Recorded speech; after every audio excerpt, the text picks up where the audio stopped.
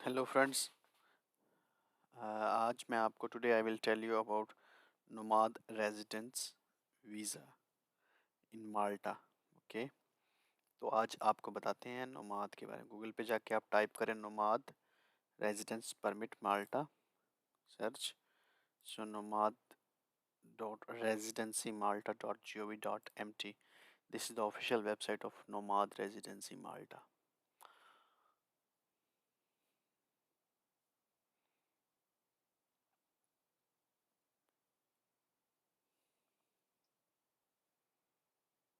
जैसे ही आप क्लिक करेंगे कुछ ऐसा इंटरफेस ओपन होगा। ठीक है, तो पहले तो ये देखें नोमाद रेजिडेंस परमिट है क्या, इसके बारे में इनका थोड़ा सा इंट्रोडक्शन यहाँ पे। Nomad residence permit enables holders to retain their current employment based in another country whilst legally residing in Malta. The permit is open to individuals who can work remotely and independent of location using telecommunication technologies. ठीक है, Malta already hosts welcome digital nomads from EU. This community of entrepreneurial expat make the most. Okay, ठीक है, ये आप देख सकते हैं। Permit will be issued for 1 year. This is very important. The permit will be issued for 1 year and can be renewed, यानी कि permit 1 साल के लिए इशू होगा और एप्लीकेशन के ऊपर दोबारा ये एक्सटेंड हो सकता है at the discretion of residency Malta, और as long as the applicant will set the eligible criteria. So applicants जो हैं who are interested in staying for a less than a year will be issued a national visa for the duration of their stay. So nomad residency के ऊपर कोविड-19 restrictions भी apply होंगी और ये आप देख सकते हैं। तो यहाँ पे जाने के बाद आप eligibility forms, FAQs, frequently asked questions, brochure, Maltas for nomads and Malta for nomads and residency Malta, get in touch। residency Malta पे क्लिक करें तो ये अगेन जो था residencymalta.gov.mt, ये नोमैड रेजिडेंसी माल्टा की वेबसाइट आ गई है।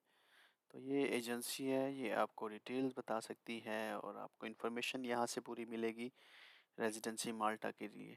और नोमाद जो है यहाँ पे आप एलिजिबिलिटी पे चेक करें। जैसे एलिजिबिलिटी पे क्लिक करेंगे तो आप ये देख सकते हैं नोमाद की एलिजिबिलिटी क्या है। Applicants must prove that they can work remotely, यानी कि आप रिमोटली काम कर सकते हैं, आपको ये प्रूव करना है यूजिंग टेलीकॉम रिमोटली आपने, क्योंकि एप्लीकेंट को must also be a third country nationals होना चाहिए। ठीक है, थर्ड कंट्री नेशनल होना चाहिए। और in addition applicant must prove that they fall under any one of the following 3 categories. So इन तीनों में से किसी एक कैटेगरी में आप फॉल करेंगे। The first one is worker for an employer registered in a foreign country and have a contract of work.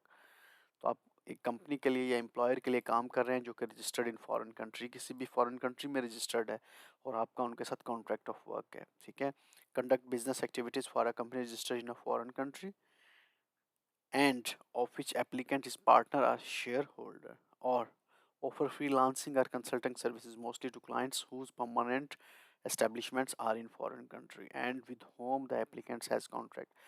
So moreover, an applicant must reach a gross threshold income, जो आपकी पर जो thresh hold होगी monthly income minimum जो उन्होंने criteria select किया हुआ है 2700 यूरोस होगा।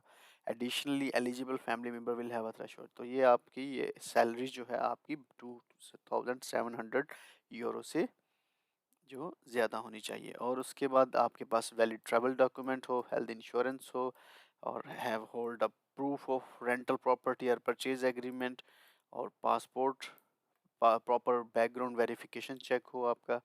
तो ये चीज़ें आपकी यहाँ पे एलिजिबिलिटी कंफर्म करेंगे। फिर फॉर्म्स पे आप जाएंगे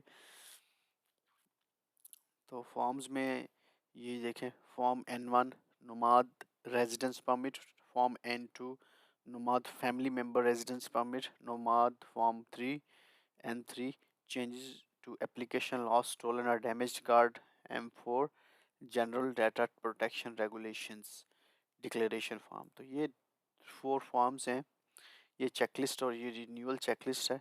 ठीक है, इन डिटेल चेकलिस्ट के बारे में फिर हम आपके साथ कभी भी डिस्कस कर सकते हैं। तो आई बिलीव कि आप इस वेबसाइट को विज़िट करेंगे, और अगर आपका इंटरेस्ट है तो you can visit here, you can print out the forms, you can fill it out and you can submit it officially. So this is good. Okay, I believe it will give you a little bit information. Thank you.